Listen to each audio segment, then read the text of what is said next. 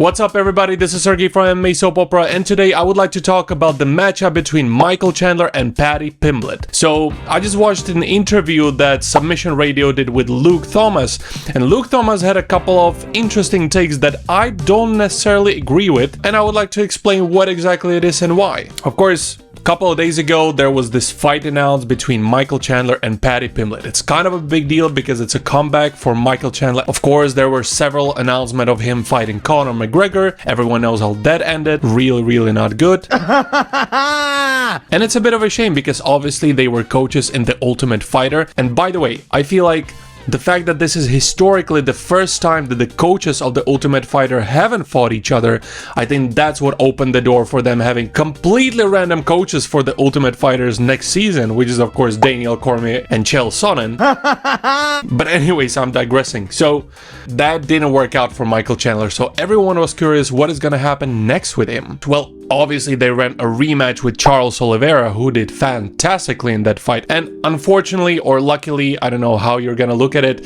we got the same old Michael Chandler. Just reckless fucking tornado of an MMA fighter. By the way, my neighbor is playing an upright bass right now, so if you hear any noise, that's exactly what it is.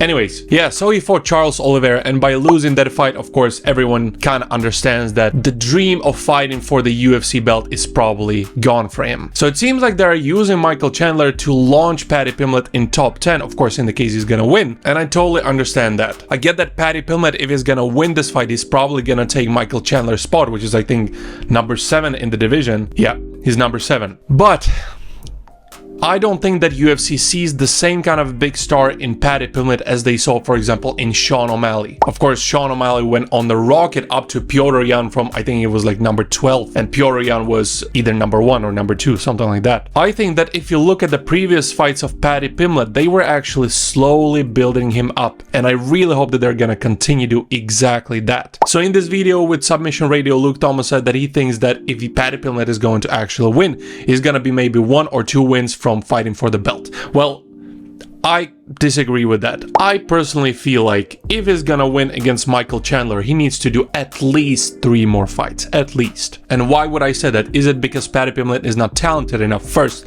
we don't know that yet. Honestly, I don't think that win against Michael Chandler is gonna prove that much. And if you look at the newcomers in this division, I think that it gets pretty clear that there are other fighters in lightweight division who have more right to fight for that belt. Obviously, number 1, Arman Tsarukian, and number 2, Charles Oliveira. Those are the 2 fighters that have the most merit to fight for the belt next. Then who we have in the mix is of course Max Holloway. I could potentially see Paddy Pimblett fighting Max next after Michael Chandler if he's gonna win, of course. Then obviously we have Ilia Topuria, who has just joined the division, and despite Paddy Pimblett and Ilia Topuria having a history, I don't think that this would be a good matchup for Paddy Pimblett. I don't even believe that UFC would like to make that matchup, to be honest. They are trying to build up a star of Paddy Pimblett and not kill it, which is exactly what would happen if he would fight Ilia Topuria. And then of course we have other curveballs in this weight class. For example, Rafael Fiziev is gonna fight Justin Gaethje right now. So Rafael Fiziev is number 11 and Justin Gaethje is number 3. If Justin Gaethje is not himself after that KO loss to Max Holloway, then he's gonna get defeated by Rafael Fiziev. Rafael Fiziev is gonna be number 3. I think that after that, Fiziev would have to face a top 3 or top 5 opponent for sure, and he would be probably this close to fighting for the belt. And obviously it's gonna look way better on your resume if you're gonna defeat Justin Gaethje than